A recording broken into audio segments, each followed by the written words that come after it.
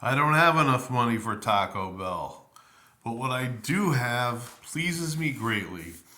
This is Al-Qadim Golden Voyages by David Zeb Cook, one of the stalwart writers that hung on as long as he could before finally the third and fourth edition probably moved him on.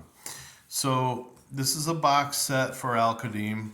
It's essentially just an adventure module, but more as you know, more and more things started to appear in hardcover books and box sets. And then, of course, once the third edition took off, just about everything became a hardcover book. And it's continued until this day. Here we have a book, one of the books the DM gets, and it shows you the maps. And it covers the boats and stuff like that you might use. There's some sea charts. Let's see. Oh, look at this. They give you a current map. Oh, this is interesting. Maybe you're supposed to photocopy these and blow them up a little bit. Pretty cool stuff. I don't know as if I've ever looked at this. So here we go. Book 2, Sartan. There's a little bit of writing from some author here. Whoops. And then they describe a little bit, I think, of how the adventure is supposed to go. But it is not the adventure itself. Or maybe it is. Maybe it's just a quick little thing here. Yeah. There's some ogre magi in there. Let's see, home port, where the tale begins, and who seeketh fame without toil and strife, the impossible seeketh and wasteth life. Looks like a picture of a genie leaving the water. Uh-oh. A lot of these little booklets here. Cargoes. This must have been just an overall booklet on how to run some of the sea encounters and maybe some of the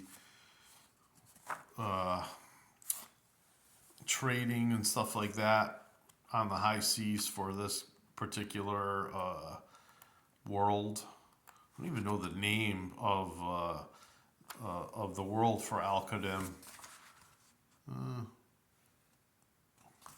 Anyway, you're seeing it for basically the first time, just like me. It says, let's see, there's a thing called the Genie's Claws. So this must be, again, another quick little adventure. Yeah, that's pretty cool. Yeah, they got a bunch of adventures here. Book 3. The First Voyage of Sinbad the Seaman. So you get a bunch of small adventures. Of course, they have mostly to do with the sea and maybe some, or maybe both a little bit. What is this? This is kind of cool. This looks like a DM screen. That might have been the reason I bought this.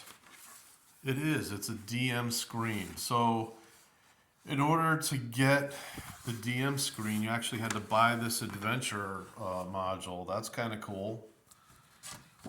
I never noticed that before. Sorry, I should pull back here. So yeah, this thing here, you get a nice illustration for the players on the outside. It's only 3 pages.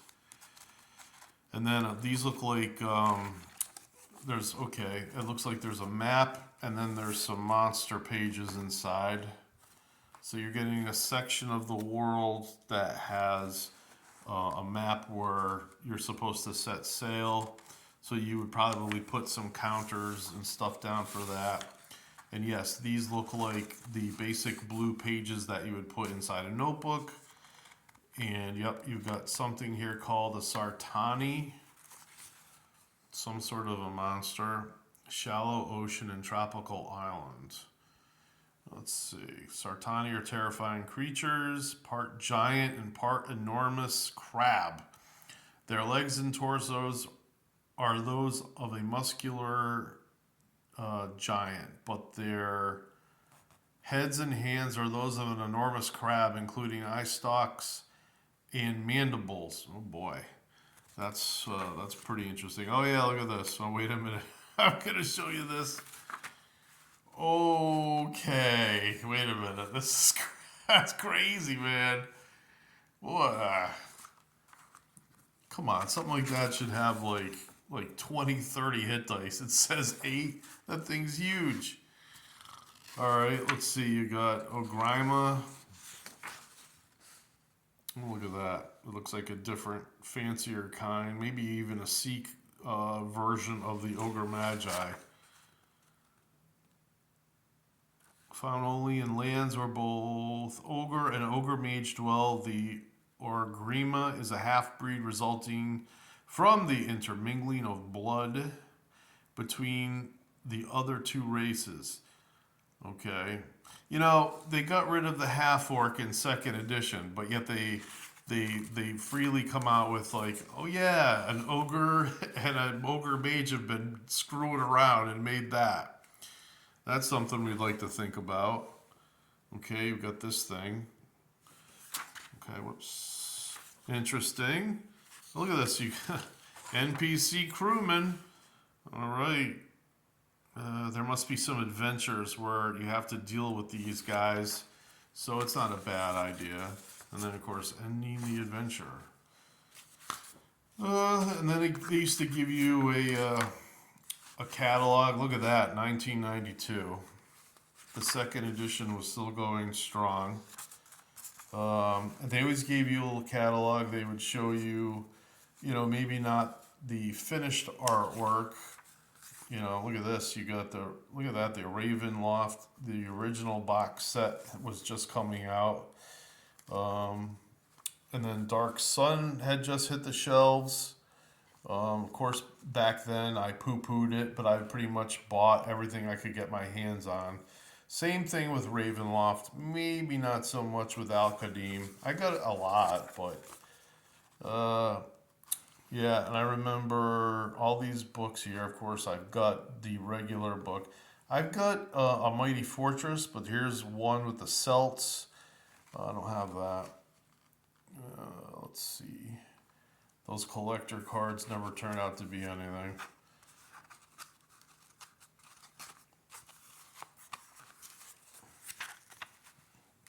R.A. Salvatore was going well with his novels. The books were still good then, but once you realize that the author has no control over the characters, they were killing them off and then bringing them back to life over and over again. And I was just like, nope, no more Drizzt.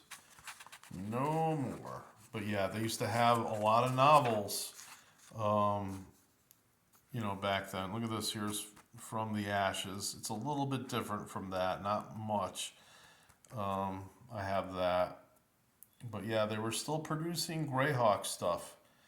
And for Spelljammer, here's one of the only of those leatherette type books there that I don't have. I had no, and essentially still don't have much interest in Spelljammer. So that's one of the books I bet you it's tough to find too. And of course, they're still publishing Dragon and Dungeon at the time, which now forget it. It's all done. Let's see. So yeah, Al-Qadim Golden Voyages. Interesting little thing to look at. Hey, have a great evening.